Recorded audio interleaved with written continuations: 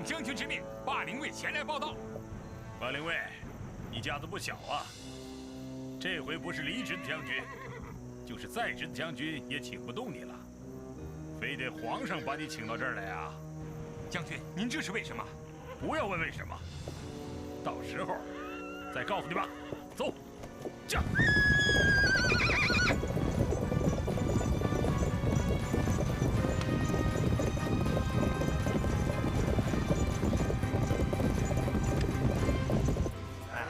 恭喜恭喜！恭喜恭喜！恭喜！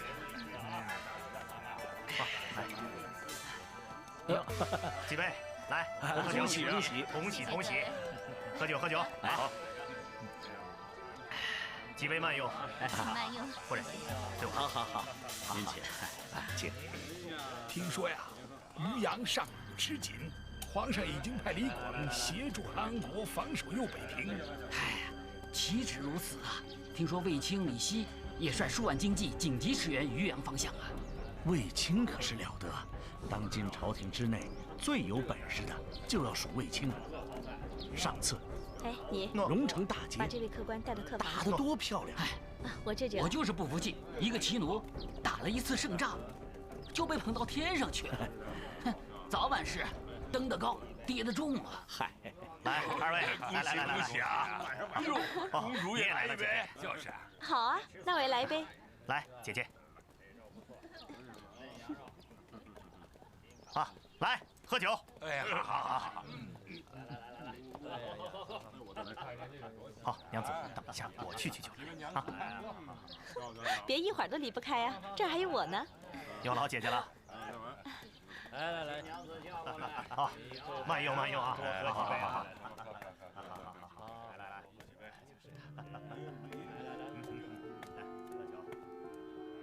大单于，派我向太子的父王致意。大单于决心帮助你的父王成为大汉新的皇帝，以便重建双方之间的和亲关系。我大匈奴对汉朝的军事行动已经开始，大单于急于知道汉廷方面的军事意图。听说卫青将军已经率军驰援渔阳，这个消息可靠吗？我白天进宫的时候，恰好遇上将军们刚刚开完御前军事会议。从他们的只言片语中，我好像听到他们说渔阳、上古，还有河南。河南是指黄河南源？这我就不清楚了，只是耳边刮过那么一句。这太重要了，请太子帮助查清，以便尽快通报大单于。好，不过有一点可以肯定，皇上已派李广前往右北平，接替韩安国的指挥。走。哟，新郎官躲在这儿了，快点，那边太后的亲眷在等着你敬酒呢。随后就到啊，慢走啊，走啊。你好，你也来了。新郎官，快来呀！啊，马上就到啊。有一个重大的疑点，需请姐姐协助打听，他们想弄清卫青所部的去向。新郎官啊，来了啊！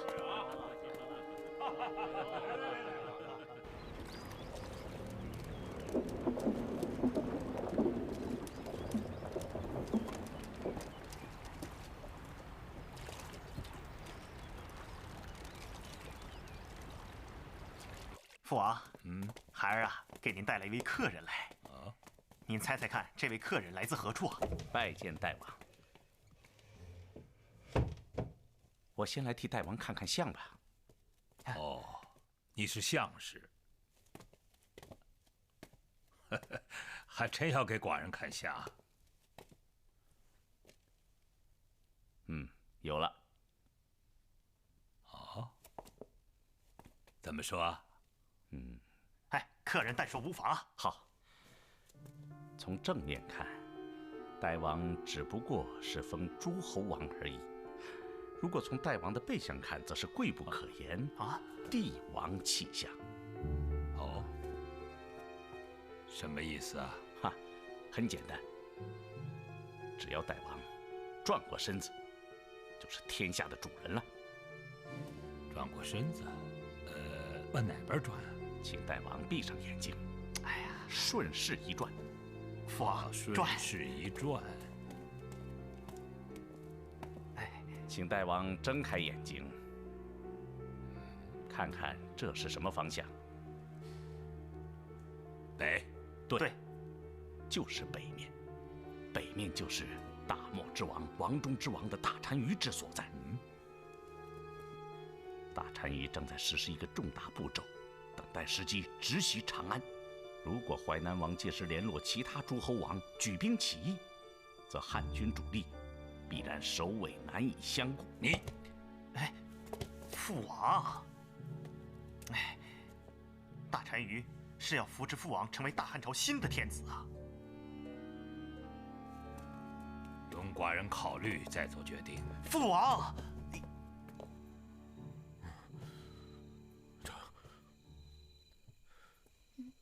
向前冲！冲！多去和硕，多去和硕，多去。陛下，陛下，你怎么一直在高喊和硕？这喊了吗？喊了。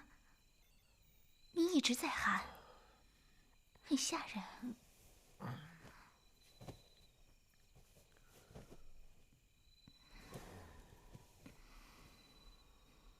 那也可能，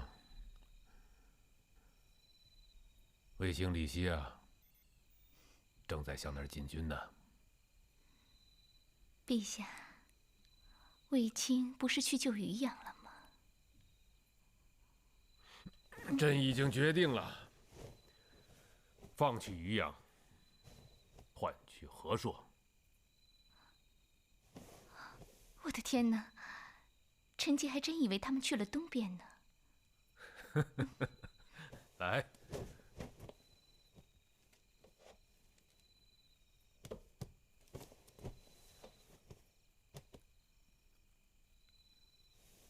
和硕，和硕，非同小可。匈奴的骏马都在这里聚集饲养。这是匈奴南侵的出发基地，这里距离关中不足700里。和硕又是阴山南路的屏障，夺去了和硕，匈奴王庭所在地也就暴露无遗。只要能夺取和硕，我汉朝也就掌握了全局的战略主动，整盘棋就全活了。陛下。立国以来，汉朝还没有放弃郡县的先例。陛下若真的舍弃渔阳，于情恐怕不利吧？立国以来，汉朝也没有恢复郡县的先例。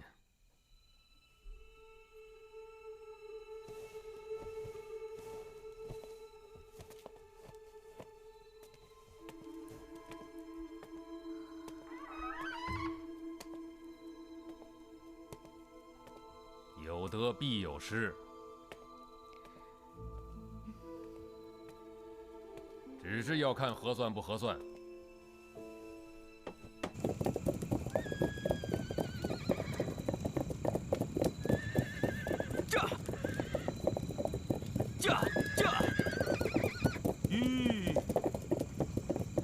将军，依照您的命令，我大军有意大张旗鼓，不做隐蔽，士兵们也都相信。我们正在增援渔阳。我看已经招摇的差不多了，留下一小股部队继续佯动，大军调转头，后队变成前队，然后我们按原定计划改走隐蔽小路，迅速朝和硕进军。遵命。撤！撤！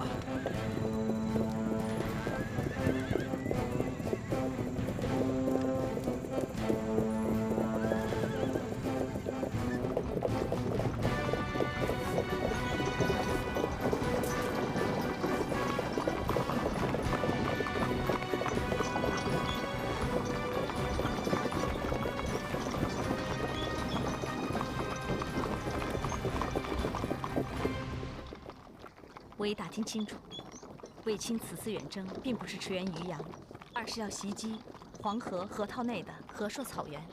消息确实吗？是宫里传出来的消息。那非同小可，我要立即向大单于报告这个消息，事关匈奴命运。停车。告辞。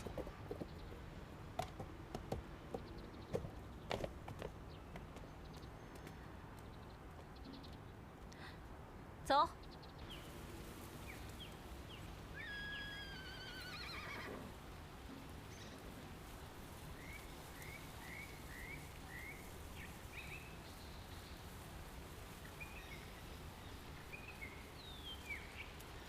怎么回事？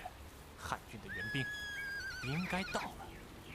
王子，这打汉人就和猎取陆巡一样，得有耐心。李广我算是见识了，不知卫青是何模样。他比李广还厉害吗？等我捉住了，你再比较就行了。哦，对了，这次不能让他再跑了。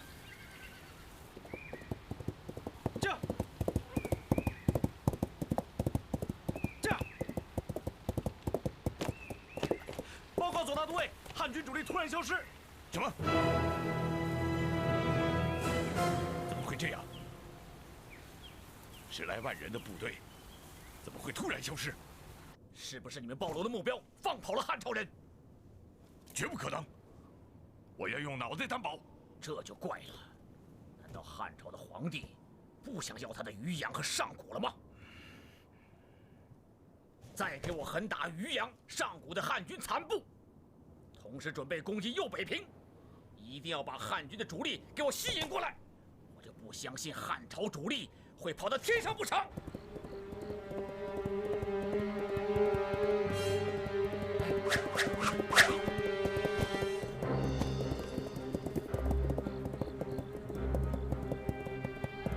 这为了说干什么的？啊，干什么的？干什么的？说！不，看清楚没有？我是大单于派往长安的密使，有重要军报，10万火急要报告大单于。你们要是耽搁了，看你们长几个脑袋！快给我带路，赶往大单于行辕。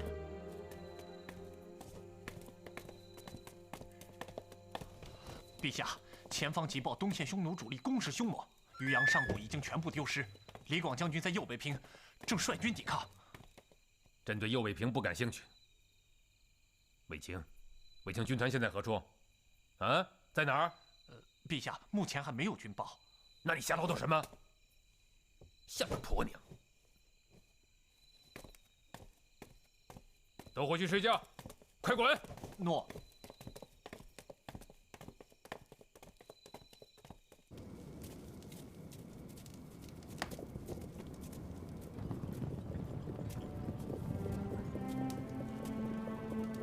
哎，快看，那边什么人啊？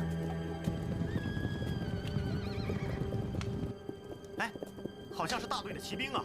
不知是白羊王的还是楼烦王的，也许是右贤王部。我看这样的阵容，这样的速度，只有大单于本部的经济才能办到。好像是汉朝人呐。不会，汉朝也有这样快的骑兵。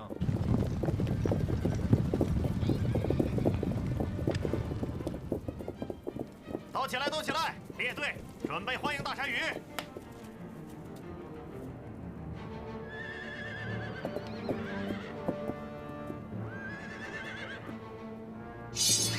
弟兄们，冲啊！冲！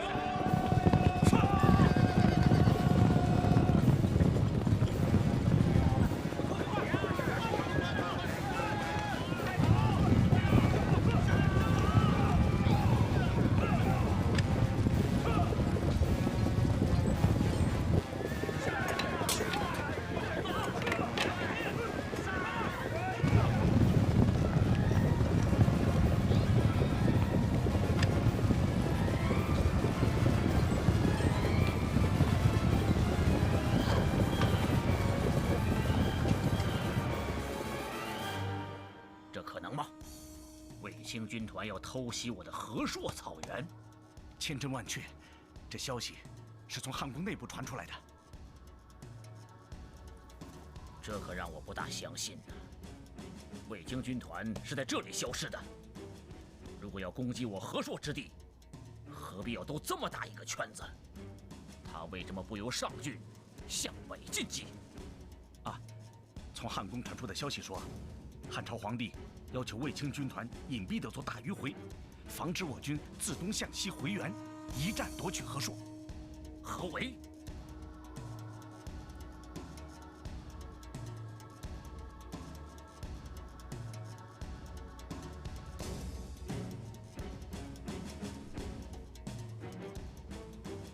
那么，这应该是卫青军团对我和硕之地进行合围唯一的行军路线。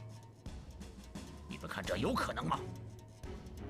那就是说，卫青军团将集中全部兵力，从白羊王、楼烦王与右贤王之间的辖区间穿过，从东向西截断、腰斩守军，然后再进行大迂回行动。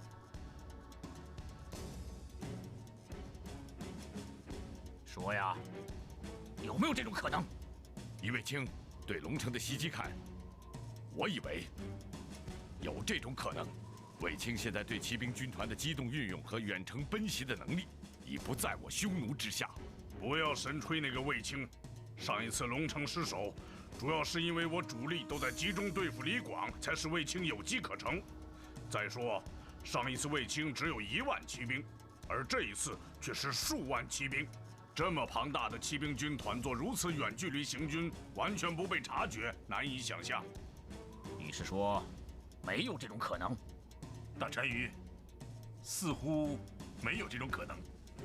那你就说说，卫青军团现在在何处？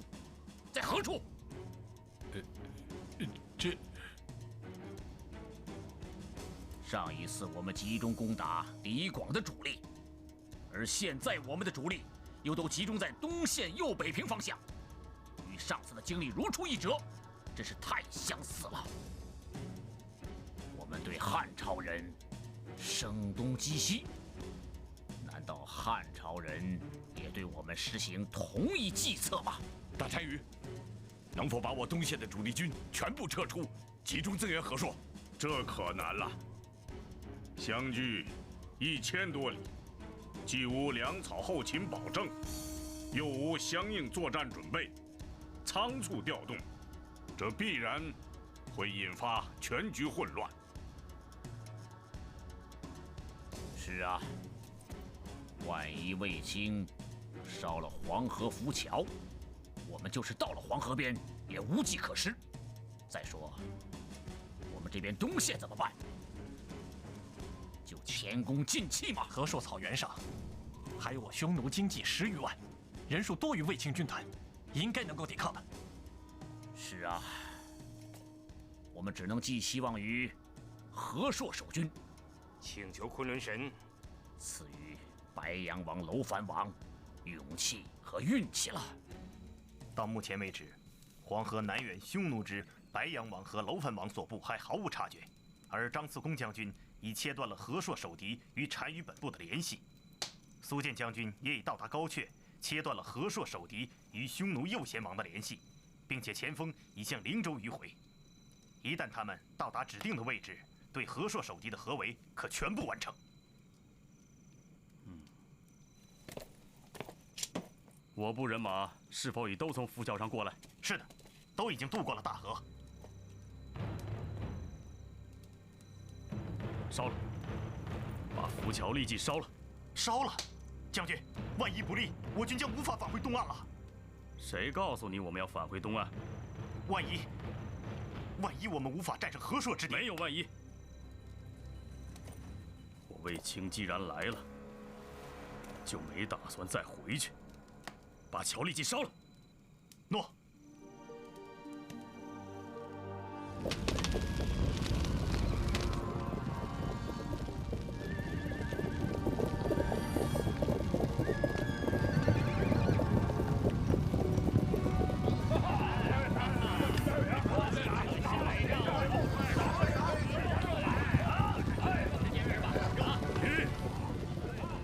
吃这个不开火。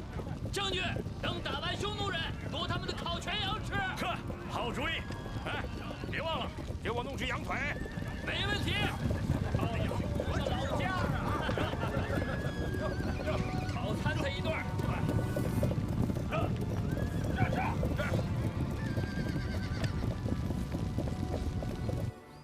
楼藩王，你是什么时候得到消息说汉朝人要来了？昨晚灵州上郡方向哨报，发现汉军大批军纪。那你又如何判断汉军由南向北正面来袭？汉军不从南面来，难道还从北面来吗？白羊王，你放心，我已向南派出零散军纪，引诱汉军来此，与我决战。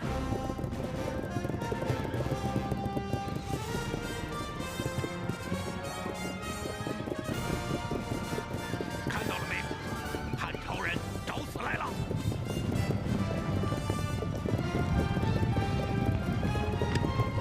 汉军的人数并不多嘛。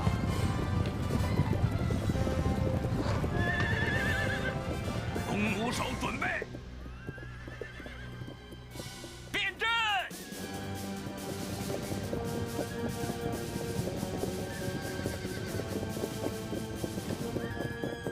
汉朝人很聪明啊！重装骑兵准备。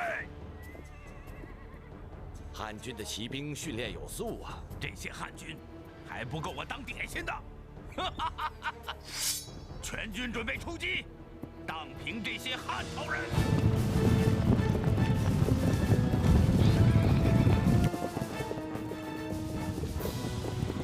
怎么回事？大王，汉军的主力军团从北面冲过来了。怎么可能？我们的身后是右前王部，不要乱，不要乱，稳住！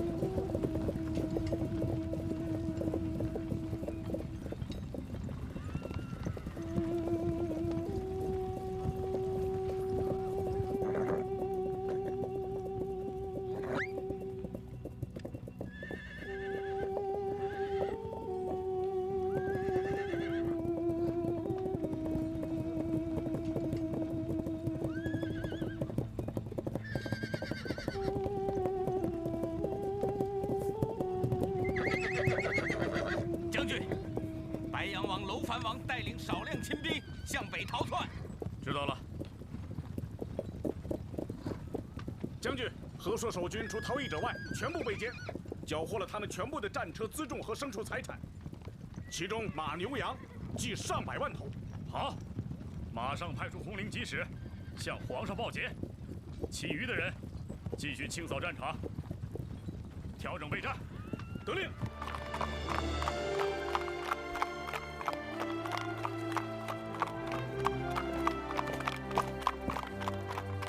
和硕大捷！和硕大捷！和硕大捷！和硕大捷！和硕大捷！和硕大捷！和硕大捷！元朔2年，卫青收复和硕。这块位于阴山贺兰山脚下的肥沃黄河草原，为历代兵家所必争的战略重地，就是今天内蒙古河套地区的鄂尔多斯大草原。自前秦末年匈奴猖獗，黄河中域荼毒歹变，朕自即位以来大兴讨伐，凯歌频传。今车骑将军卫青横渡黄河，收复和硕，斩首32000级，虏获辎重，聘处无算，遂大定朔方，俘虏3071人，令还获。错了。哎，是3017人，不是3071人。你说什么？没错，是3017人。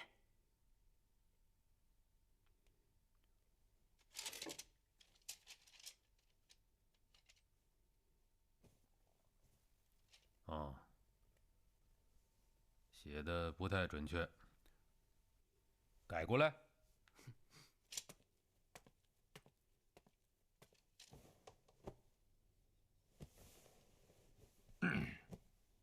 大扬我汉军威武，令朕深感欣喜。陛下给军队下的诏书太长了，没必要说一番冠冕堂皇的大道理。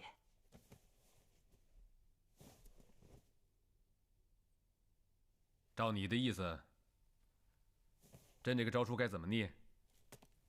在所有诏书里，军令应当最简单明了。话说多了，那些大老粗的军士们能听得懂吗？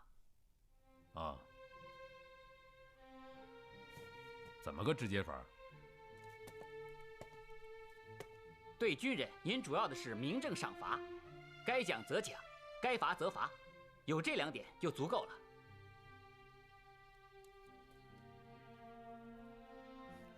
好，行啊，等有那么一天你打了胜仗，朕就给你拟一道最直接的诏书，就1个字，你信不信？臣希望这个字是可以的可字。陛下，这《孙子兵法》，我借机读读。去。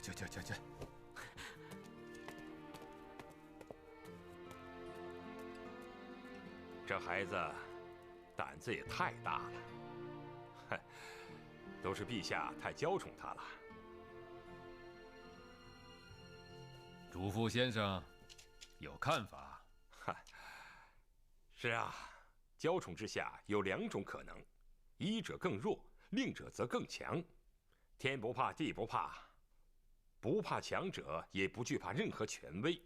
可一旦，把你的话都说完。陛下，刀子磨得太快太锋利，用起来顺手，但也容易折断，无法长保啊。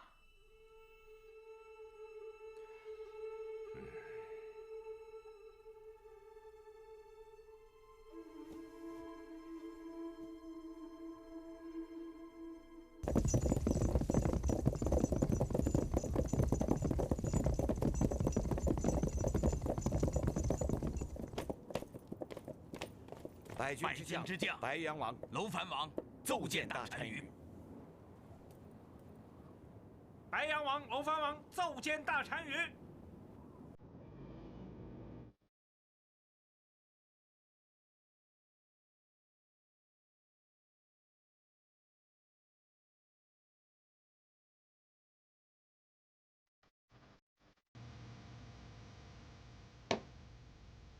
位王爷，给我带上来。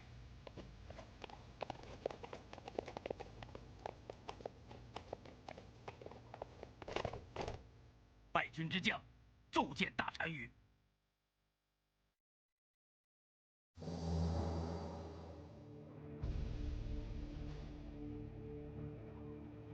二位王爷，毫发无损啊！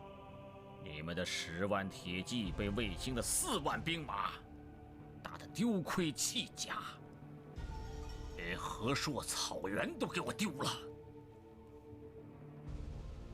是我大匈奴丧失了进军中原的基地。大单于，汉朝的骑兵勇猛神速，我可以肯定，一定是有匈奴人从中调教，才使我匈奴的骑兵优势不复存在。是啊，大单于，汉朝人的骑兵现在1天1夜可以行进500里，这是前所未有的。很好，也许你们失败都很有理由，也很有道理。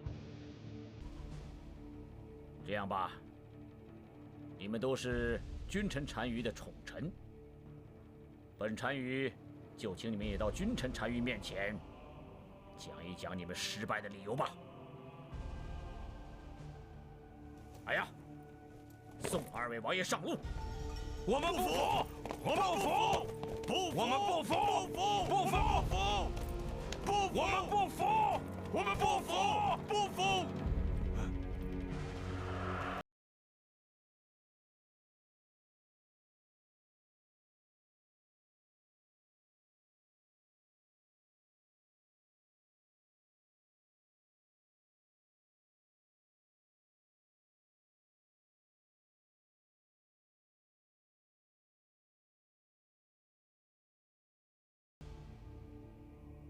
！2位王爷说的很有道理，此次失败，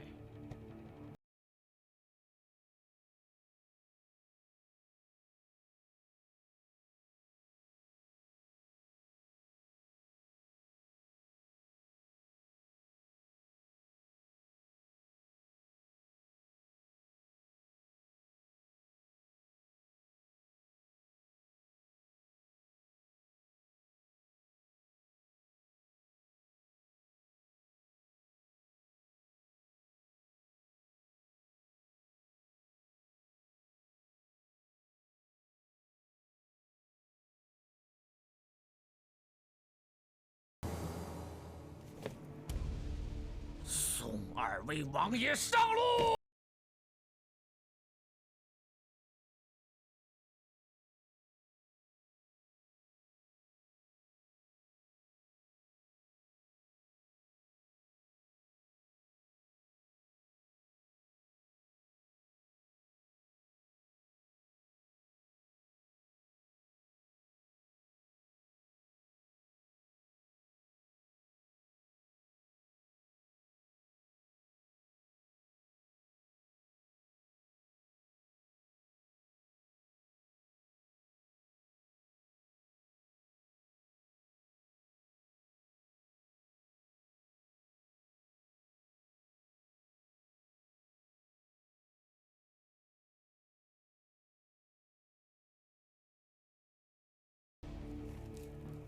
是啊，刚才2位王爷说的有道理。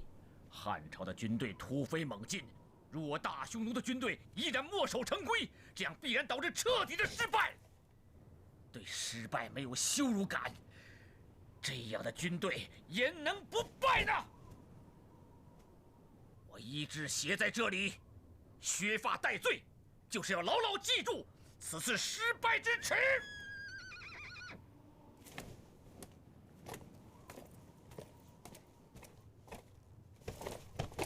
大单于，我知耻而后勇，恳请大单于调拨4万军骑，我愿以4万对4万击败卫青，夺回和硕之地。大单于，这次失败，卫青军团是从我眼皮底下穿插迂回，本王也负有责任。大单于，我也请求再战。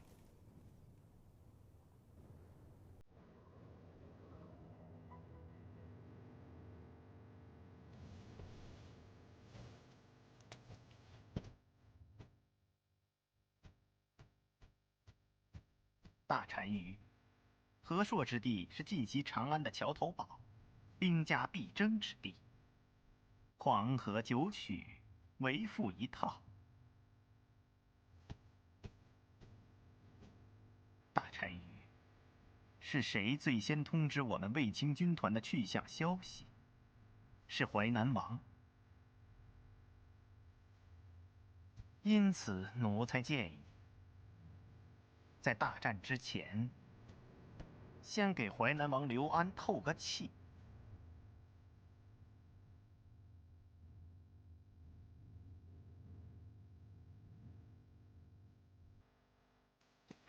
皇上驾到！免了，免了。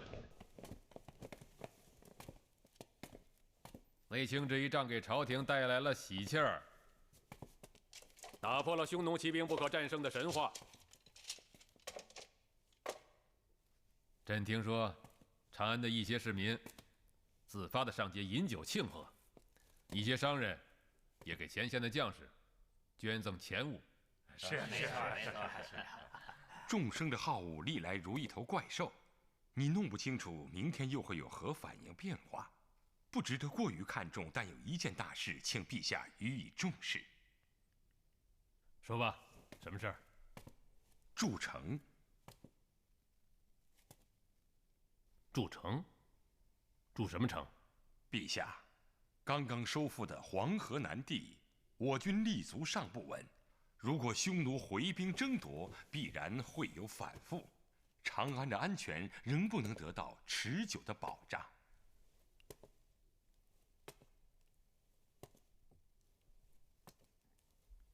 说，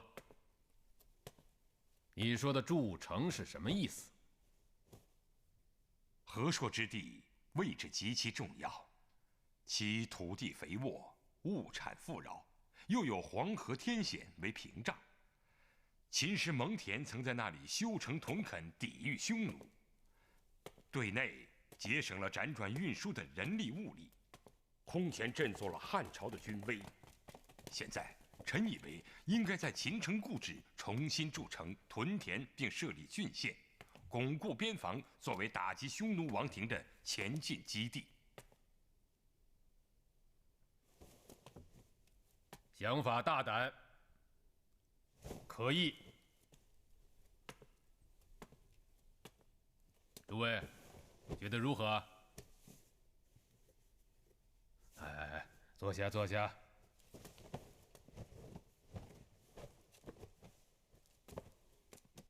陛下，臣以为一缓。在这样偏远的地方筑城，又让谁人去住呢？有城必有房，有房必有人。房子修好了，还怕没人住吗？这个理由不成立。只怕工程非常浩大，劳民伤财，重蹈秦始皇筑长城的覆辙。秦始皇修长城并不是他的罪过，当初始皇只不过是使用民力不当，才造成怨声载道，其本意并没有错啊。怎么没错？今天的长城挡住了匈奴没有？没有。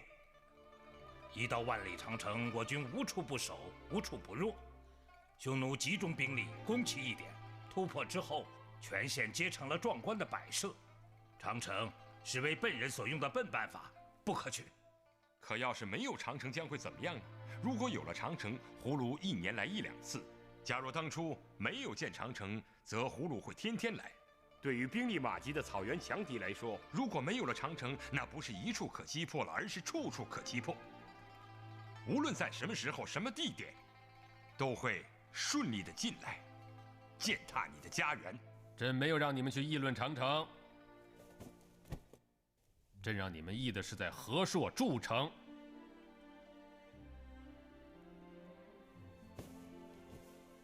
将士们浴血拿下的和硕之地，不能这样空闲的抛掷在那里，它对长安的安全至关重要。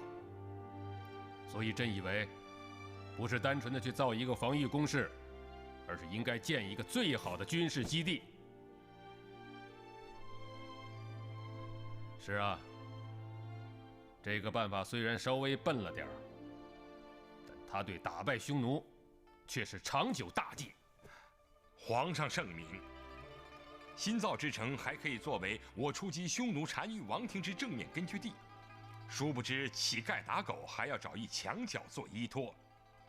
茫茫草原，我军如没有巩固的城防做后方，必然会丧失依托。这座新筑的城镇以为，就赐名叫朔方。传诏，派将军苏建统帅所部，同时迁徙豪强流民。豪强出钱，流民出力，共同建设朔方城。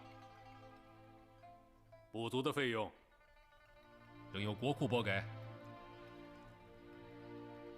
至于城建好了以后，什么人去住，朕看其实很简单：以民养兵，移民实边。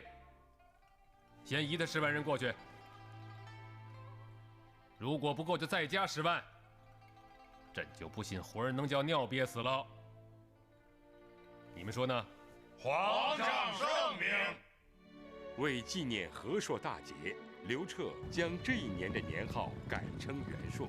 根据刘彻新的诏命，崤山以东的汉朝百姓以10万人为批次，轮流前往朔方筑城。